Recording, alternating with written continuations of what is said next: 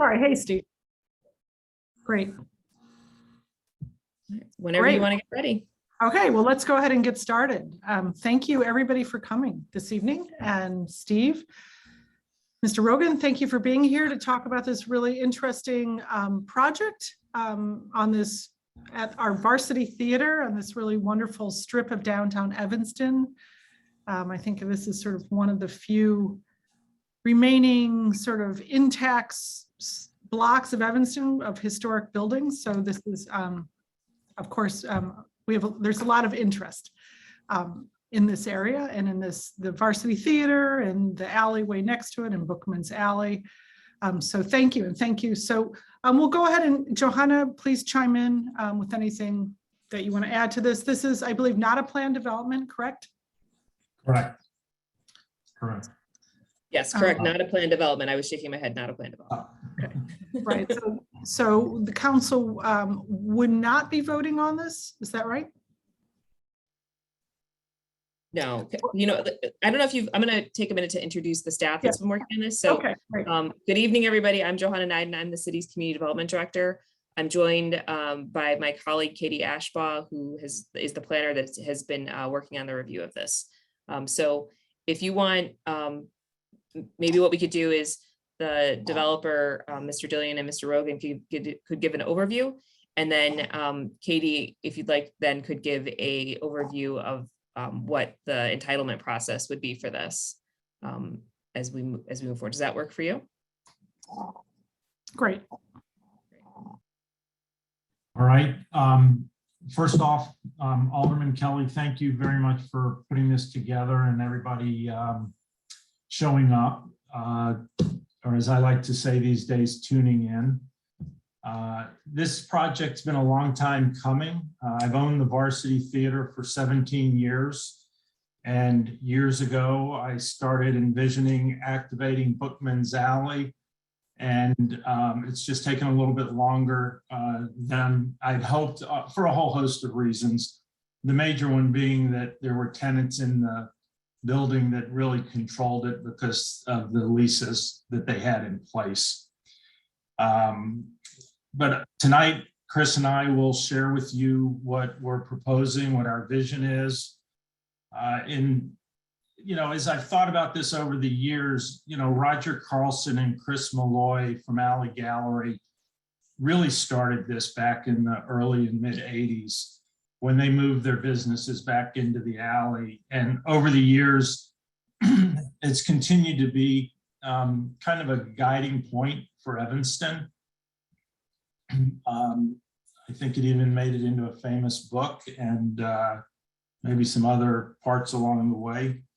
And my goal has always been to try to build upon that in a way that respects the community and really creates a space that causes people to either come to downtown Evanston or stay a little longer.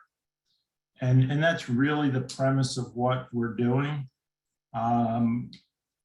I married into a family of architects. I traditionally buy buildings that have a lot of character to them.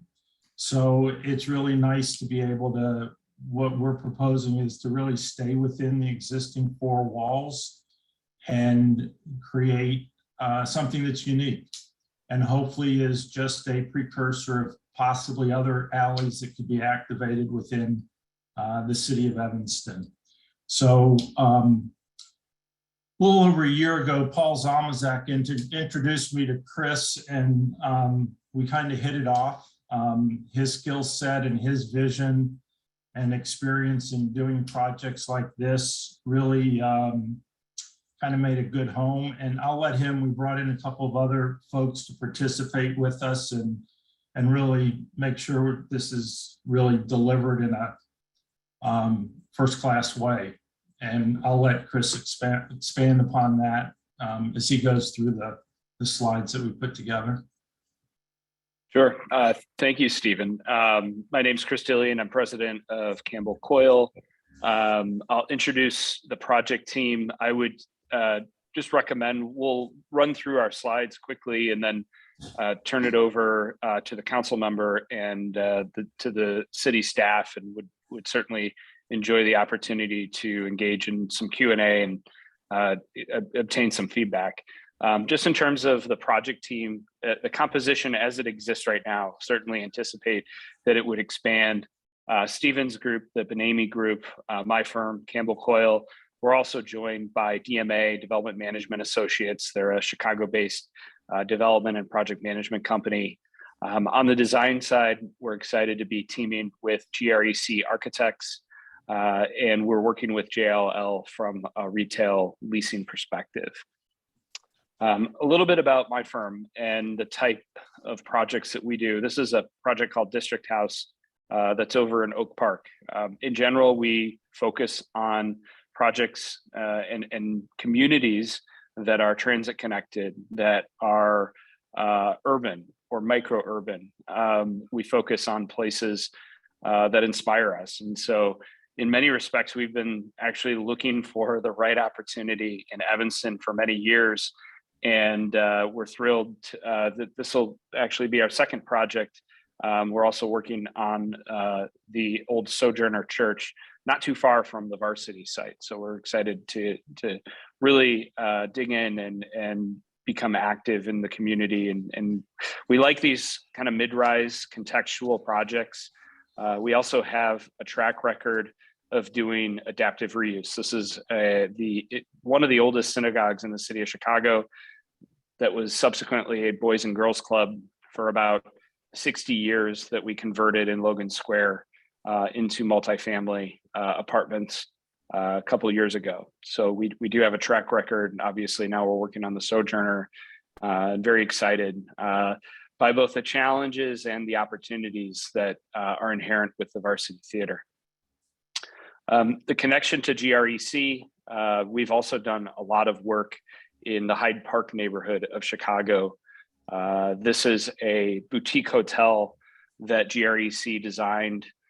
We served in a project management capacity on this project. So non-flag boutique hotel that sort of anchors 53rd Street, caters to the university and the community.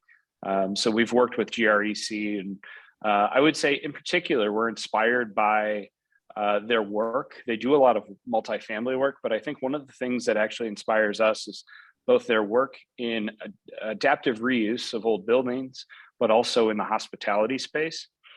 So this is some of my favorite projects of theirs. They did the Hoxton Hotel, both in Los Angeles as well as in Chicago. And then I would say this is my absolute favorite project of theirs, and quite possibly one of my most favorite adaptive reuse projects anywhere. They did the Ace Hotel in Los Angeles, which is really kind of an iconic adaptive reuse that award-winning. And I would say in general, that's kind of what we like to do. We like to work with really good design firms.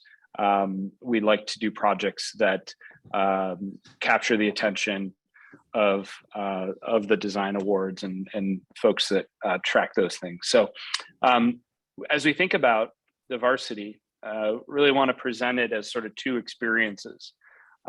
We obviously, Stephen touched on Bookman's Alley. And so we're sort of branding the retail experience around Bookman's Alley. I'll introduce that in a moment. And then we think about this volume of space above it and the challenges and opportunities inherent in converting that space into multifamily housing. Of course, I'm sure many of you are quite aware of where this sits within downtown. I think if you could drop a pin on Evanston, you know, this is right in the heart, in the core. And as a council member indicated, this segment of Sherman Avenue is spectacular. That street wall, the pedestrian scale, the experience is fantastic. It's incredible. And it's something that we want to celebrate and embrace. And that's what this project is about. Existing conditions, while there is snow on the ground, these were taken last spring. So you obviously see a building that certainly has a lot of historic character, but you can also see, and we can touch on some of the changes that have taken place over the years. Obviously, at one time there was a marquee.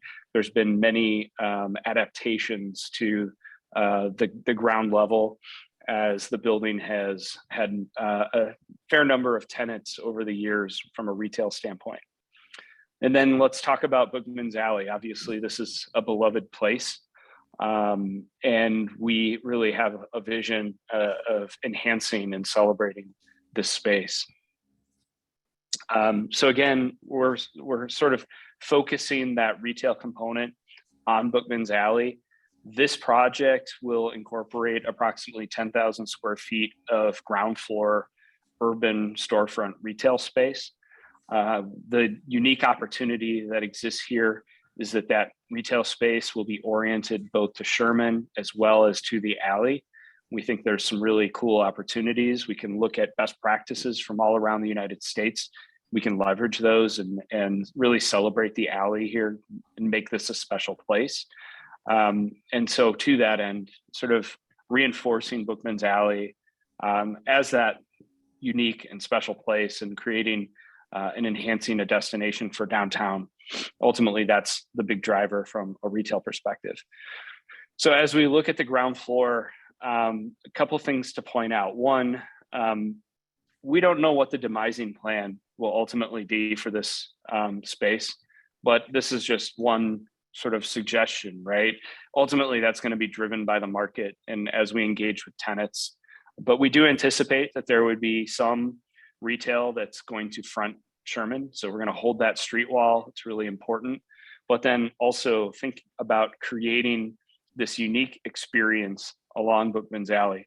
You'll see these doors here, and I'll share some precedent imagery. Right now, our intention is to create sort of a connection between the interior of the retail spaces and Bookman's Alley to really sort of open those spaces up into the alley. We think that's a great way to enhance the viability of this retail space, but also to create something truly unique. This is a rendering. Many of you have probably seen this. We've been working with the city to establish an easement that would allow the retail to open up into Bookman's Alley. And this was one of the early concept renderings. The things that I think are important to highlight here, our intention is to add enhancements to the alley that might include a canopy of lighting, enhancements or upgrades to the surface, whether that's concrete or pavers or something of that sort, public art, obviously thinking about how those storefronts engage the alley, and maybe even how those storefronts might be different than the ones on Sherman. Next, I want to just touch briefly on the volume of space above the retail experience. And so again, this is where we envision a multifamily component. We've been calling this the Varsity to really tie it back to this place in this building. So here we're envisioning an adaptive reuse of the upper levels. We are pursuing 35 urban apartments. The unit mix will incorporate studios, 1 beds, 2 beds, and 3 beds. Little over half or 50% will be 1 beds. About 20% of the unit mix will be 3 beds. We are incorporating 3 on-site affordable housing units pursuant to the inclusionary housing ordinance. And the one thing I'd say that I think is important about this project, given the dimensions of the Varsity Theater, in general, these units will tend to be a little bit larger than a lot of the other comparably or comparable bed count units in the market. And I think with that extra space, one of the big focuses will be a work from home functionality. Obviously, the last several years has really taught us all that that connection both from a technology perspective as well as the lines are being blurred from a work and professional perspective. So we want to embrace that and identify ways that we can add value to tenants. Just a very simplistic layout as it exists today. This will continue to evolve, but as a part of our zoning submittal, we're really going to be looking at sort of locking in our bed count and the unit mix. Then this is the upper levels, and I'll just kind of toggle between the two. So this is the second floor, and then this is the third and fourth floor. And as Stephen mentioned, everything's basically within the existing volume of space. The one other thing I will highlight, we just received some feedback from the city on what we were showing as balconies. And so we're actually going to be modifying those in order to eliminate any need for additional variances. And so that will be incorporated as we advance the plan. So you'll see some modifications to the balconies moving forward. This is an axiom view of the building. Obviously sort of celebrating and cleaning up and restoring aspects of the facade, incorporating windows on the upper levels. We're envisioning doing Juliet balconies. So you'll really be able to make a connection to the outdoors. And then, as I mentioned, at grade, that experience on Bookman's Alley will really be accentuated by the connectivity that the storefronts will allow, connecting the interior of the space to the alley. Here's a quick rendering view, again, starting to articulate what that experience might be like in Bookman's Alley. But in this case, the rendering is fairly straightforward because we're really just looking to celebrate and enhance, clean up the building as it exists in its current form. Talk very briefly about materiality. There are some existing windows on the building that in some cases we're going to look to restore. In other cases, we're going to look to take design cues from those. We'll also be restoring some of the existing or the tile roof, while the main roof on the upper level will likely be at least partially replaced. We're looking at that. We're embracing and kind of celebrating the common brick, and then we'll be incorporating some more modern details, but I think with a little bit of a retro flair, and I'll talk about that in a moment. So storefront windows, commercial storefront windows, and then obviously some metal accents that kind of tie it together from a color perspective. It will sort of tie to the color scheme from the past. We want to sort of acknowledge and draw inspiration from the historic nature of the building, but we don't want to necessarily replicate that. So as we're thinking about the alley, these are just some design inspirations, some inspirations of things that we feel are consistent with some of our ideas at this point. And so, thinking about things like how are we going to incorporate maybe public art along the alley, thinking about that canopy of lighting. Some of these are examples from Detroit, where we really think there are many best practices that we can draw from other cities, and we're really excited by the sort of the experience and the type of environment that we can create to really reinforce Bookman's Alley as a destination for downtown. Additional precedents here, thinking about how that space could be utilized for outdoor dining, as well as maybe performances and things of that sort.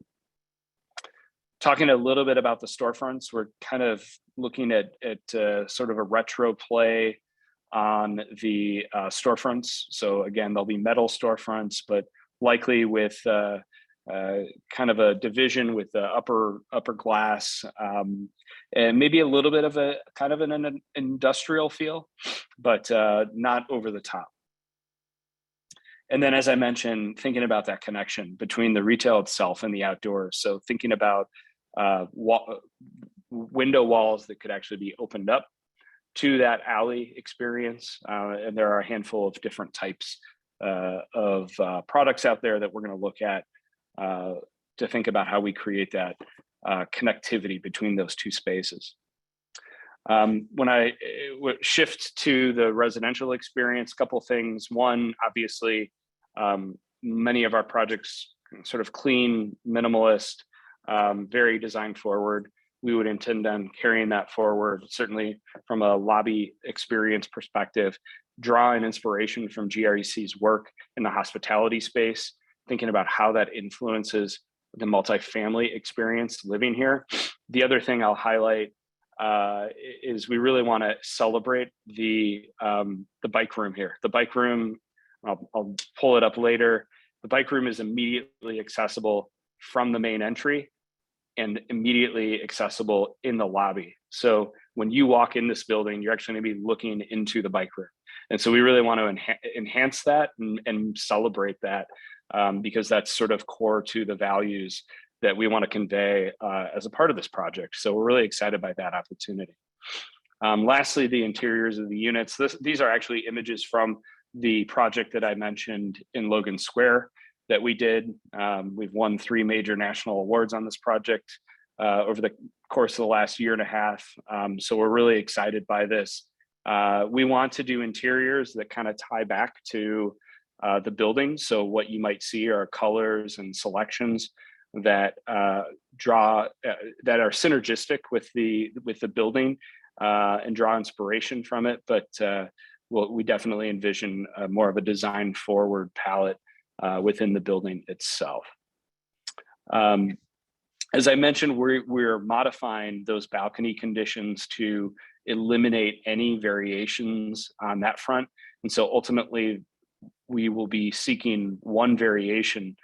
There are 28 parking spaces required. Right now, we are providing 3 on-site parking spaces at the rear, the western edge of the property behind the Varsity Theater.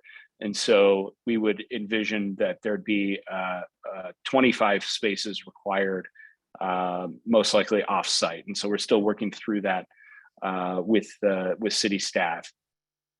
In terms of public impact, one prominent one we hope is the adaptive reuse of the Varsity.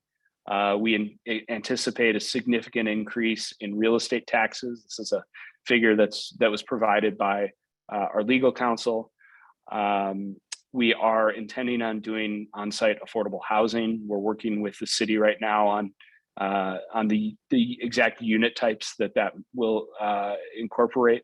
And then most significantly, we're so excited about this opportunity to reimagine and enhance Bookman's Alley and really think about that as a destination for downtown Evanston. Obviously, fingers crossed as we are emerging from the pandemic, thinking about the wonderful experiences that everybody can share in that space. That's definitely a big motivation right now.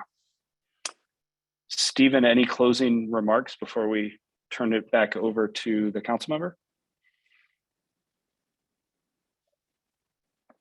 No, I think we've kind of touched on all the points at this point. Great. Well, thank you so much. That was a very nice presentation. And I know there are a lot of questions. I have a few. I want to make sure that the residents do have a chance to ask questions again. The Varsity, I grew up going to movies in the Varsity and have very, very fond memories and cherish that location and remember the stars in the ceiling and the castle interior.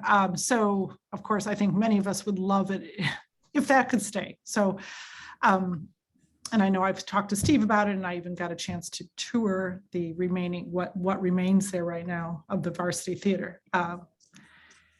So I do have a question in terms of, I feel like what will make this particularly unique and attract people is what we have in terms of commerce and, what kind of businesses are down there. If we have, businesses that are unique to Evanston, that are local, as opposed to sort of formula or chain businesses, do you have any plans to try to bring in businesses that would be, like I said, like local, unusual, not, chain, sort of chain stores that would really make it a special and unique area?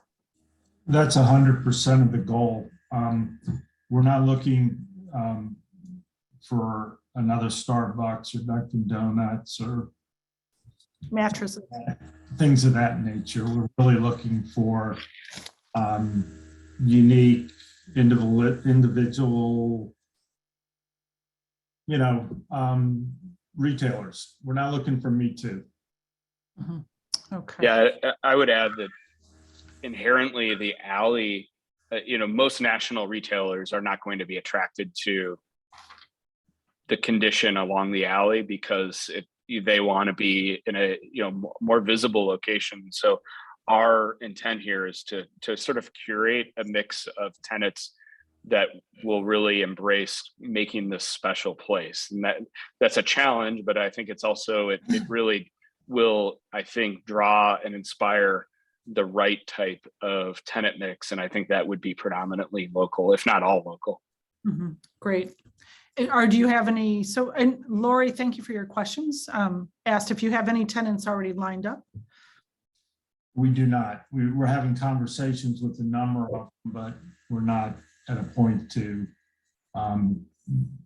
be public, and we're not that far along that Okay. want to go public. Okay.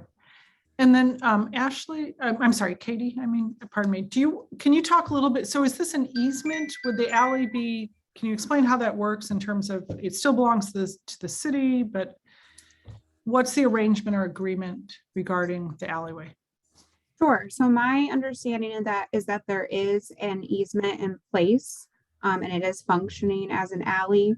And there are certain limitations on what may encroach from the building into the easement. So we may need some additional details from Chris and Steve and their team regarding those details, and particularly how that's going to function. My understanding, the intent is that this is pedestrian only. We're not wanting vehicular traffic to go through. There is an alley that kind of dead ends toward the south that may be used for refuse pickup. But this would be pedestrian only. And then of course, refuse pickup can be scheduled during certain times so that they wouldn't overlap with any business activity going on in that area. But I believe Director Knighton may be able to speak a little bit more to the easement if she comes back, but I think I can't see the whole screen, but I think that covers the general premise, and there's not going to be vehicles. So. Okay. Just to expand upon that you're pretty much right on. The vehicular traffic will be on an as-needed basis. So whether it be the city for utility reasons or some of the utility companies, if for some reason there's a special delivery that needs to get access, again, all that emergency vehicles, that's all, has to remain open for that type of traffic. It is being cut off on a regular basis and open for pedestrian. And as it relates, there can be no fixed structures in the alley. So we can't build on the alley. It really has to remain open as a thoroughfare. Great. And there's a question here regarding seating in the alley, which I would also like to expand that question. I think that's one of the broadest sidewalks downtown out in front. And it just feels right now, it would be so wonderful to have that outdoor front sidewalk space utilized more. Are there plans in terms of, there's a question that Jack Weiss has regarding seating in the alley. And then I would also like to, ask about thoughts regarding that front sidewalk area. So the front, utilized. The front sidewalk, we've had a couple conversations with potential users for the Sherman Avenue side. And one of the big attractions to that has in fact been the width of the sidewalk, and can they get seating, and can they have access to parts of that. As it relates to the alley, the opportunity does exist for tenants to have certain types of seating. We haven't refined it. We haven't defined it. We certainly don't want to create obstacles for people to move freely down the alley and through the alley. And we feel comfortable that we can provide some type of uniqueness, but at the same time, not inhibit the free flow of pedestrians.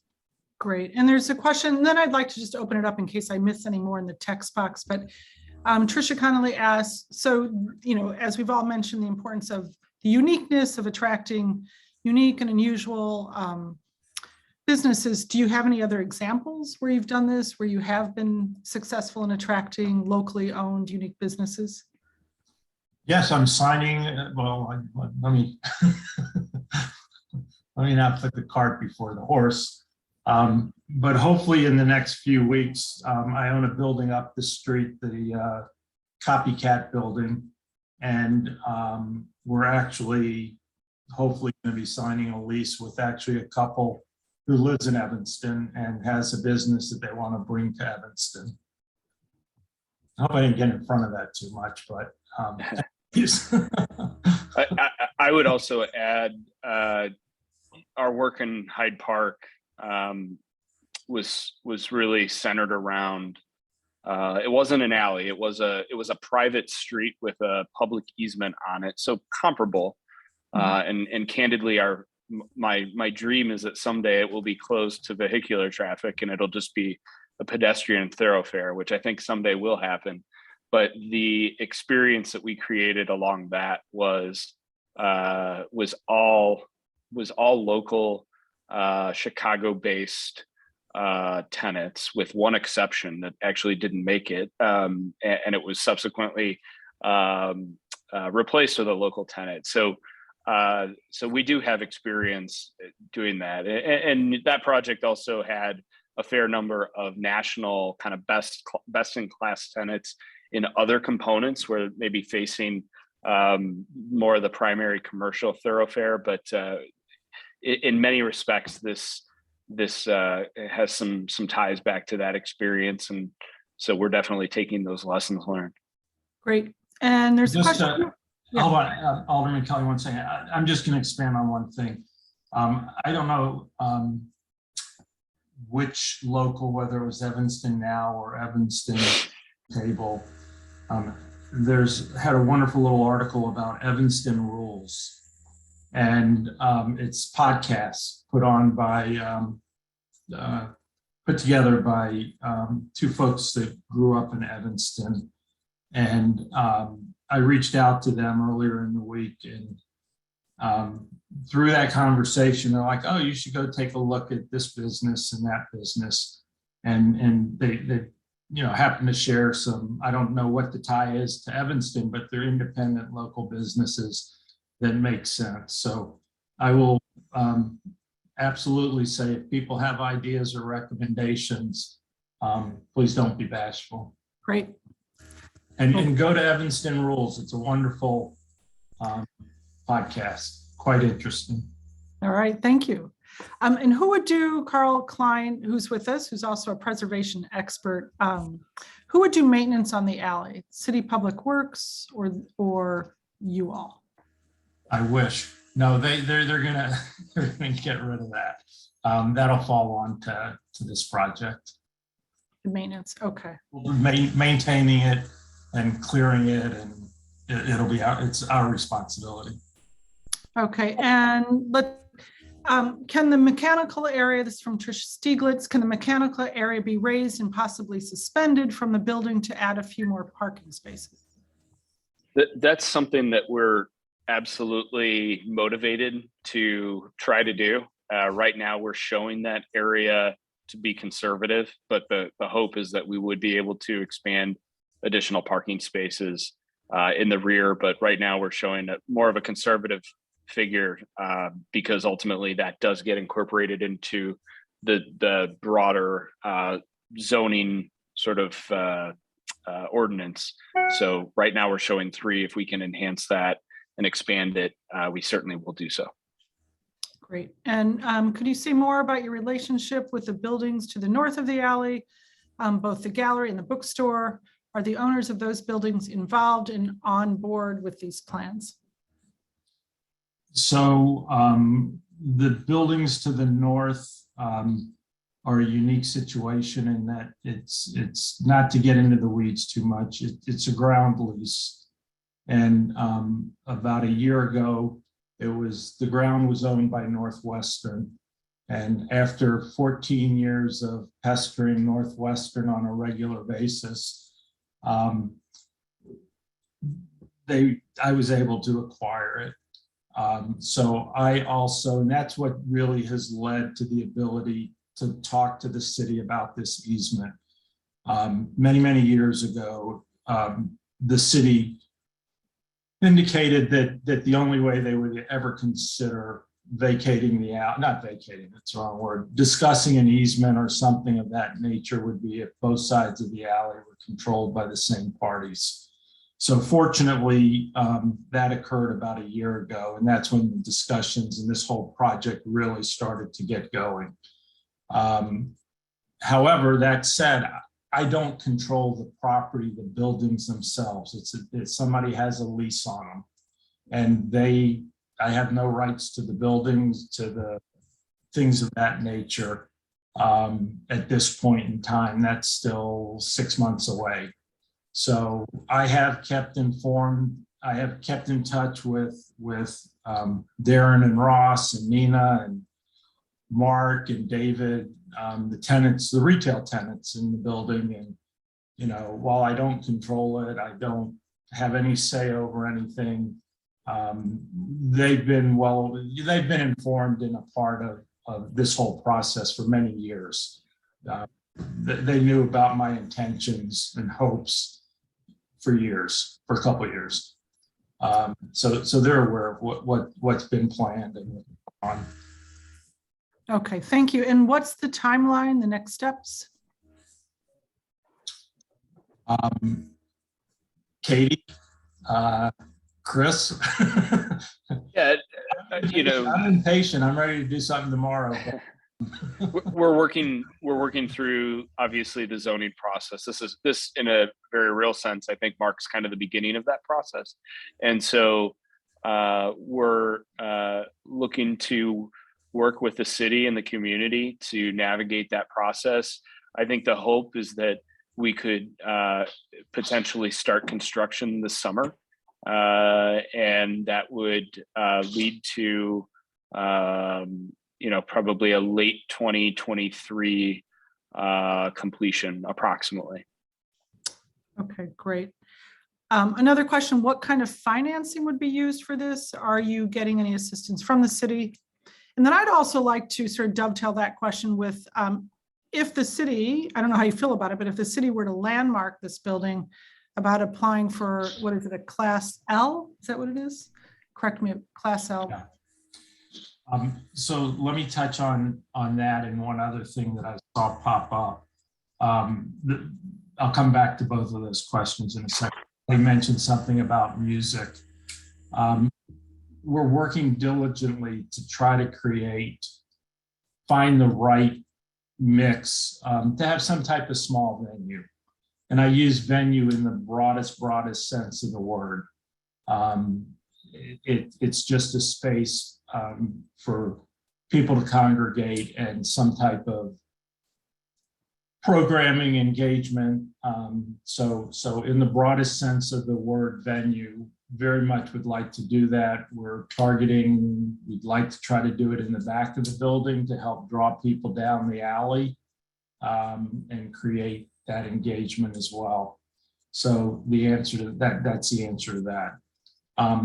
We have not asked the city for any money. What we have had discussions with Paul about is we'd like to request some money from ARPA for the alley, the public space, nothing to do with the development itself, but solely for the public space, the public art, the public engagement space. And so we have had some conversations and we'll be submitting a request as it relates to that component. But aside from that, there is no ask of the city for any of that. Okay. And, folks here can also just raise your hand and speak, but I don't mind reading your text questions, but you're also welcome to just ask questions. Kira Kelly asked, will the Varsity Theater space be restored? Okay, you missed that. They're talking about 35 apartments here, Kira. Or at a minimum preserved for potential future use. Please consider doing something with restoring the space. There may be historic tax credits, perhaps money from the city. This would be an exciting draw for Evanstonians to come downtown who would love it. Yes to live music. There are several texts here going on about local live music, providing that space. And have you looked into historic tax credits for this project, which may be financially beneficial? Yes, and we're not, it's not suitable for historic tax credits because in order to have historical tax credits, you have to maintain the original use of the space. And because that is not an economic model that works in Evanston, we've had many conversations with professionals knee deep into that.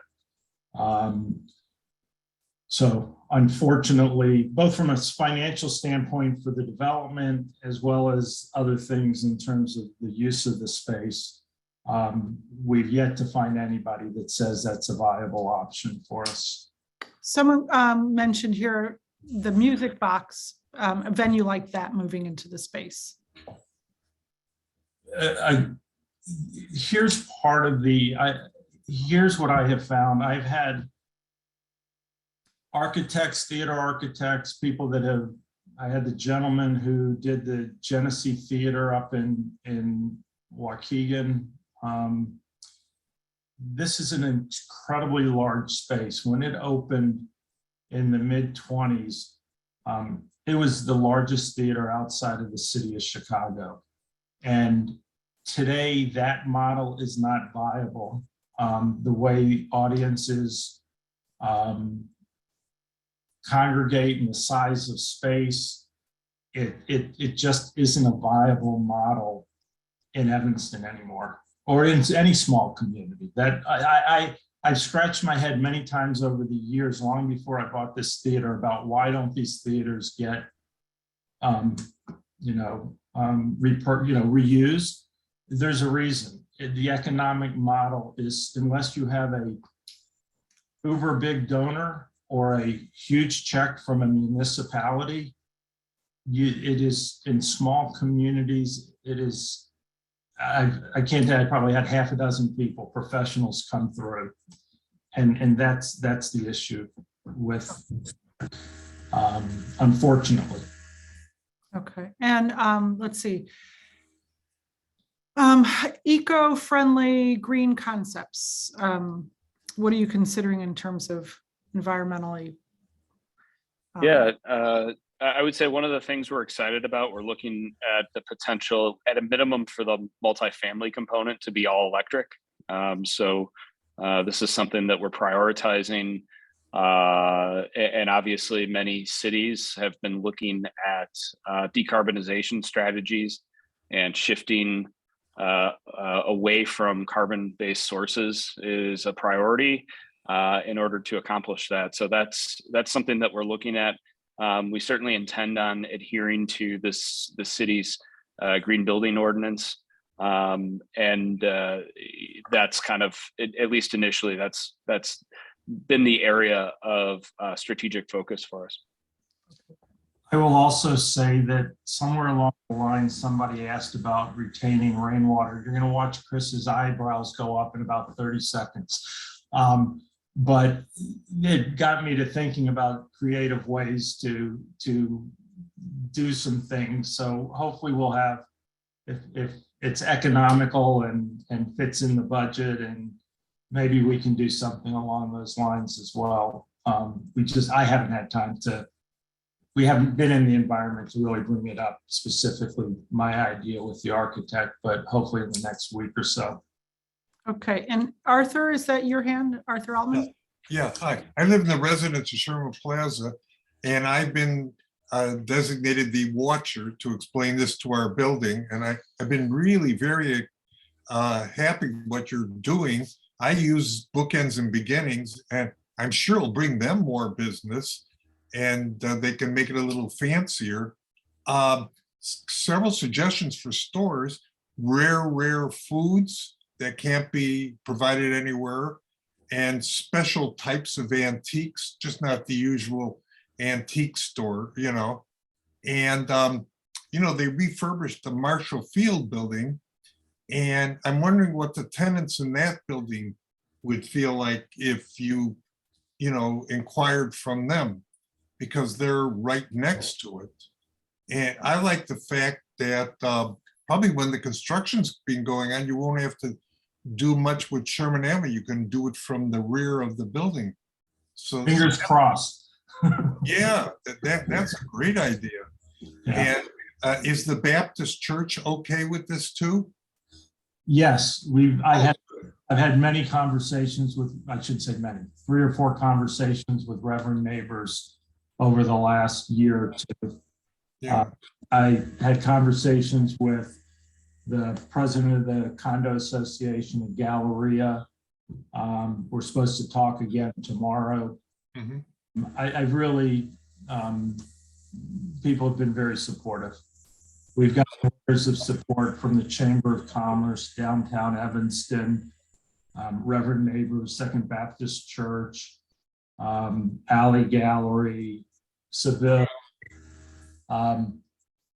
When I went to get letters of support, this was before I had acquired the property, and I just chose to be a little discreet in how many people I went to, because I didn't control it. I was trying to buy it, and I was trying to be sensitive to a whole host of things. So those were just some of the folks that I kind of reached out to that I felt were most impacted in community. The Galleria Condo Association also. Great. I belong to the National Trust for Historic Preservation, and boy, your project would fit right in, you know, with using an existing building and leaving the flavor of the building, you know, without destroying it. So, yeah. Thank you. I hope everything works very well. Thank you. Yeah. Thank you. It's very exciting. I do think I agree with the adaptive reuse using the existing building. That's why if this, you know, if we were to landmark that, it seems like that Class L license would be something that would be of interest in terms of saving money, right? I mean, that would. You know, the Class L, I mean, this is kind of getting into the weeds a little bit. You know, we're happy to talk about it. There's some things about the Class L license or classification that really don't provide the benefits in this situation. But let me look, I hope everybody understands we're trying to do this in a way that is very respectful of the structure, that's very respectful of the uses, that's very much accredited to the city and the community. This project's going to be probably north of $15 million. This building isn't going anywhere. When, you know, in the world of development, and I'm not a developer, trust me, that's why Chris is here. That's why there are other people that I've brought in to make sure this goes right, because that's not my core competency. But what I can tell you is that one of the key metrics in people buying land to build buildings is the cost basis of the land. And what I can tell you is that with a $15+ million cost basis, so if somebody came in tomorrow and paid $15 million for this, they'd have to build, like, I mean, Chris, you can plug the number. I'm going to say 30 to 40 story building to justify paying that type of price for any piece of property and then tearing it down. This building isn't going anywhere for a generation. Okay, so I don't want people to think that there's something that's going on that would benefit anything. I don't mean benefit, but the need to do something like that. You know? mean the land market? Yeah, it Well, Yeah. and I think the other sort of practical challenge, I think we'll look at anything, but the issue that we have is a timing issue. We can't sit on our hands and not advance a development for a year or two longer, because candidly, the carry costs on this property are significant. The property taxes alone are 6 figures. And I think I would argue, because I've been doing the underwriting on the project or leading the underwriting, we're at a critical moment for a project of this size and scale to work. If we have a year or even certainly 2 years, but even just a year of additional carry costs that are pushing, that could easily push to $500,000, this project is not viable with another $500,000 of expenses. And so we're sort of at a time and place also where candidly debt is relatively cheap right now in the grand scheme of things, where this project works. If the broader financial markets change and we don't lock in a project at this time in this place, I don't think this project's viable if you flip a few levers. And so that's where we really see an opportunity to push this forward now. But I think it's very uncertain if we were to have to wait to secure certain incentives, tax credits, et cetera. And so that's a strategic decision that we made that, and we certainly have looked at it and kicked the tires on it. It's just, in some cases, the guidance that we had received was it could take up to 2 years to secure those. And that's just not a viable option. And there's no guarantee we'd get it because of the type of use that we're doing. There's no guarantees, and I think it's residential, right? I mean, that is one of the, but well, we have with us Carl Klein, who's a preservation expert. And I did think it would be nice if Carl, if you could just share a few words about this part of town and the building a little bit. Sure. I mean, like Councilmember Kelly said, this is one of the last intact building, blocks in downtown Evanston with historic buildings, and I'm glad to see the exterior of the Varsity Theater is being maintained. But I kind of want to push back on your comment. We've been waiting since 1980, when the Varsity Theater closed, to develop this space. What's another 2 years to find a use that could generate a lot more income than housing and help spark the revitalization of our downtown?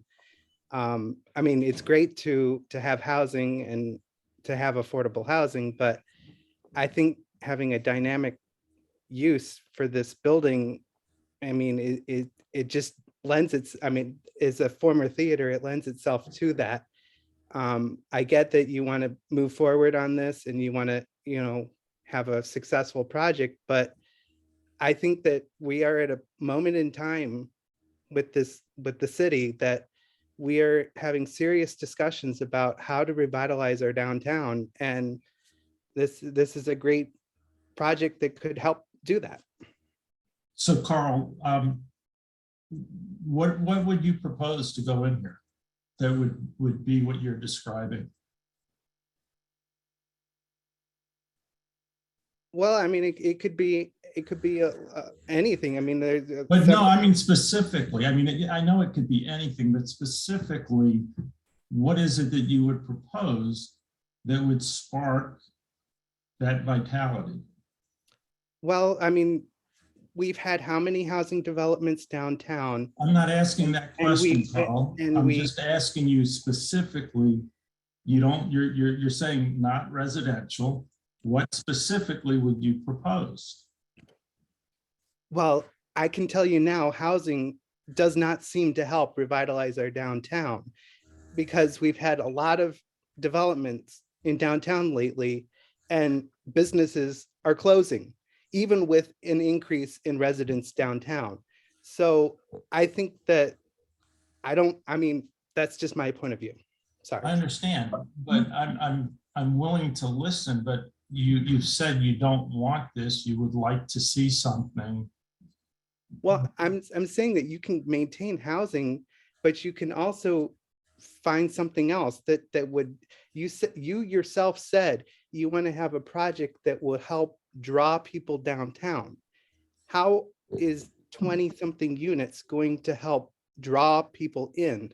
I mean, yes, activating the alley will, but you have this large structure that could have a use that could bring people downtown. What And live use? music could be Again, I'm everywhere. going back to what use?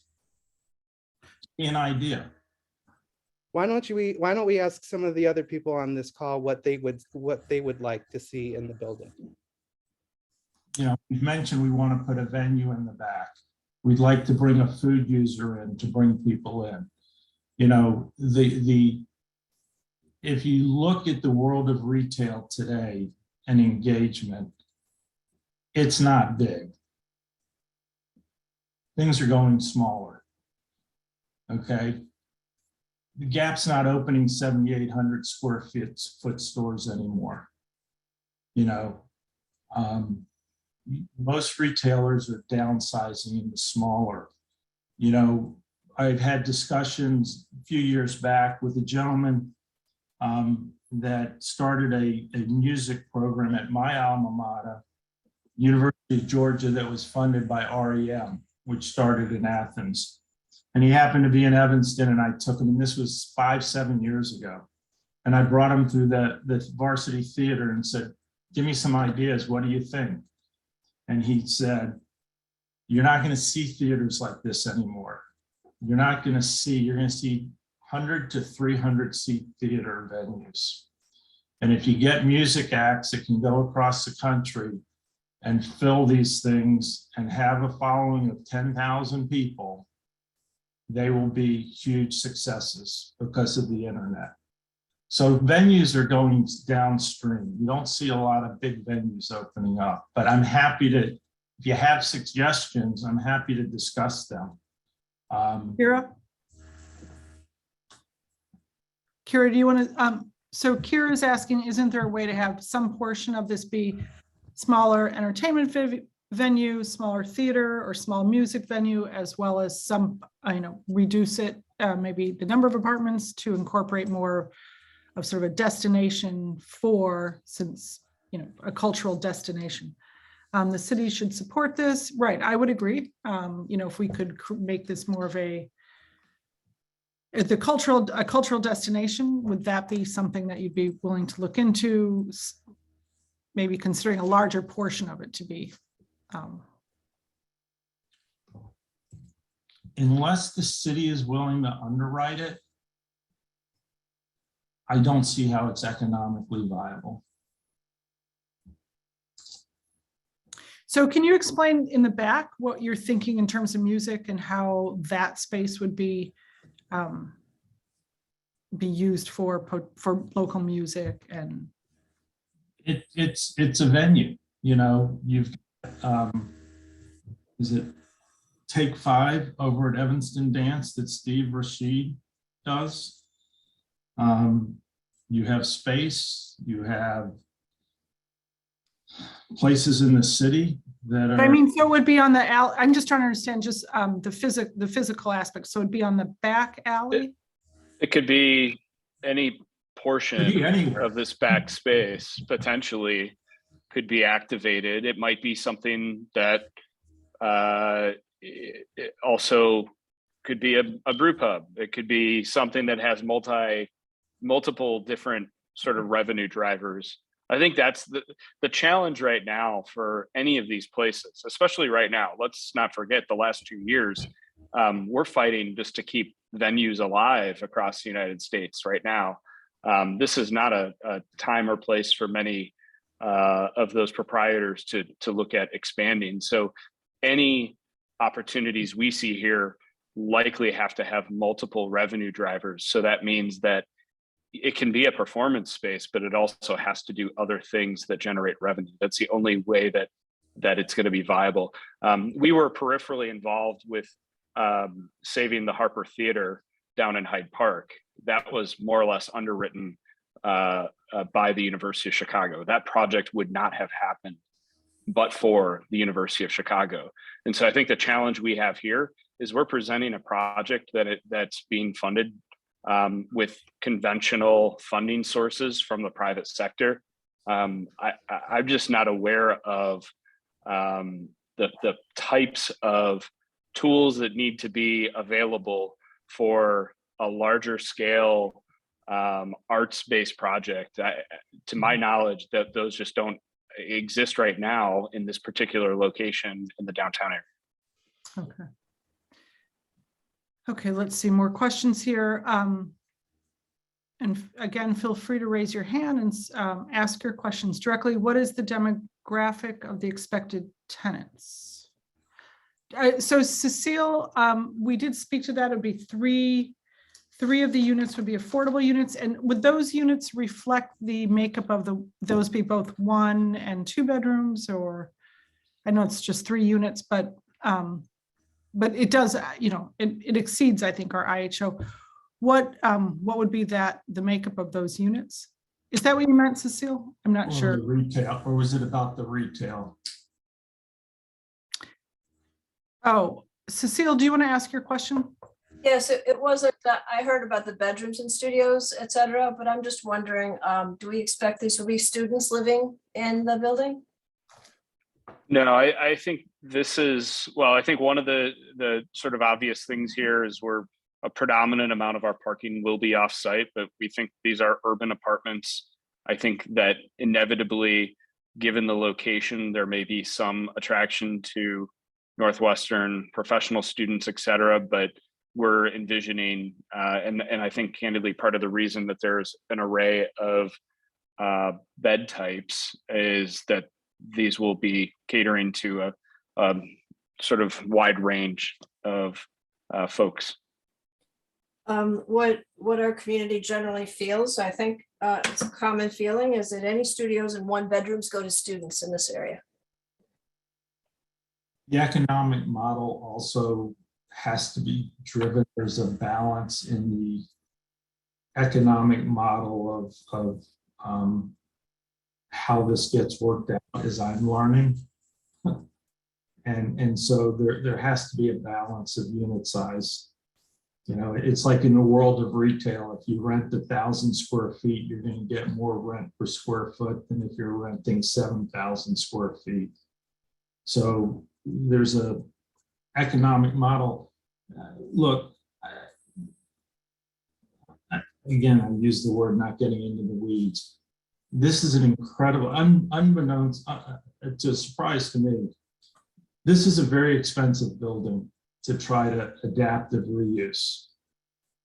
There are a lot of expenses that go above and beyond new construction. And it's a very thin line between making a project like this work. Chris, you can talk more about it. You've had way more experience than I have. But it's been shocking to me, the thin lines that end up happening with projects like this because of the extra expenses of removing balconies, of building infrastructure within an existing structure, with having to secure or not secure, but reinforce flooring and pylons. It's not a straightforward, let's just dig a hole and build a building. Yeah, I would just say, I mean, I lived in a 1-bedroom apartment until I was 33. So I'd like to think that young professionals are particularly going to be attracted to the types of finishes and the things that we do. I think that that's sort of who I would envision, might be interested in these units. The other element here, I mean, based on, this would be the second project that we're doing in Evanston. And the one thing that we've been, I think, shocked by is how little supply there is available in the marketplace. And frankly, I'm living it right now. I don't live in Evanston. I live in another the neighborhood of Chicago, and it's impossible to find a place to live right now. And so I think there's an incredible need for additional housing. And, obviously, candidly, 35 units isn't going to scratch the surface to even start to satisfy that need. But these are 35 units that are a stone's throw away from transit and from an incredible amount of amenities and jobs in the downtown area. And I think, certainly from our perspective, Evanston needs a lot more of that. I just want to say I'm thrilled that you're keeping, the Varsity Theater, that we're not talking demolition. Obviously, this is really wonderful, and the whole alleyway. This is fabulous. I'm really excited about all that. And of course, I also would love to see, the Varsity Theater become the Varsity Theater again, I think. But at any rate, I am delighted and thrilled that you are, keeping the Varsity Theater and restoring the exterior and the alleyway to make it a really, hopefully a really beautiful place for us all to attract people, to attract Evanstonians, to really improve that part of our downtown. There was a question also from Walter. You said 180% tax increase. Can you expand on that? Does that mean we will all have, let's see, Walter, if you want to ask this, your question. Will we all have a tax? But I was just saying, yeah, how does that, just expand on that when you say that, does that affect all of us? I mean, will we see that in our taxes, or how does it? No. Okay. No, it's just, if you think about it today, the taxes that this property generates have historically been based on its retail use, and we're diversifying the uses, and we're basically expanding the productivity, if you will, or what the property is producing, and so that the taxes associated just with this property would increase. I can perhaps also expound upon that. The use classification that the county assessor applies to this property will likely change. So the tax rate will change, and the amount of revenue that they would be paying in property taxes would be increased from whatever the property is contributing currently. So that's kind of how it would, so when they say tax increase, it's the assessor's office is going to give it a different tax classification based on the use changing. If I don't know if Steve or Chris wants to further expound upon that, but I hope that made sense. Better articulated than my version, but I think we'd be happy. And go ahead, Stephen. Let me just shock you all for a moment. There was 12,000 square feet of retail. That 12,000 square feet had a tax bill 2 years ago of $200 and something $1,000. Okay. It almost exceeded the rent that the Gap was paying. So you want to know why businesses are having a hard time in Evanston? That's one. I'm not saying it's the only reason. I can assure you that 25 and 250 more people walking up and down the street will help people, whether they come at 10 at a time or 50 at a time or 250 at a time. So that tax bill currently is $163,000 a year. It's 12,000 square feet. We're going to be having about 46,000 square feet. So when you take the tax rate after what Katie was saying, the adjustments at the assessor's office, and you apply that to 48,000 square feet versus 12,000 square feet, you get a factor of almost 2 in terms of total tax dollars from the 4 walls. And Stephen, I would just point out that the taxes went down because the building is now vacant. So it went from the 220,000 to 163,000 or whatever it was, just because there's a vacancy factor applied to the tax bill. So when you really want to look at the hey, let's wait 6 months or a year or 2 years. We're talking, do the arithmetic. And all that does is add, and you know, it adds to the cost of the project. If you want to give me 5 more floors, you know, that was facetious, but this is getting into the dynamics, and you know, it's a lot of moving parts, but that's where the taxes are. Okay, thank you for breaking that down a little bit for us, and thank you, Katie, too. Are there any more questions? And again, I think this is very exciting. I'm thrilled that we're going to be able, that will restore and continue to have the Varsity building there and the alleyway, and get much more use and enjoyment out of that area. I think it's all very exciting. I think we all do want to see some cultural activity. That's my sense, and please weigh in, and I'll keep, and folks should absolutely email me with ideas, or if you have contacts, and I think we can collaborate, but I think that's really something that we would very much like to see in this part of downtown Evanston. I think Chris and I both agree with you 100%. You know, it's how can we really bring that creativity that exists in Evanston downtown, not just the Bookman's Alley, but in general. Great. Okay, any other questions or comments, Johanna or Katie, if you want to add anything? The only thing I would add is that, you know, we're still reviewing this, and, you know, the next steps, people within 1,000 feet will get noticed on the next steps, going to what is called the Land Use Commission. And the Land Use Commission is the former Plan Commission / ZBA.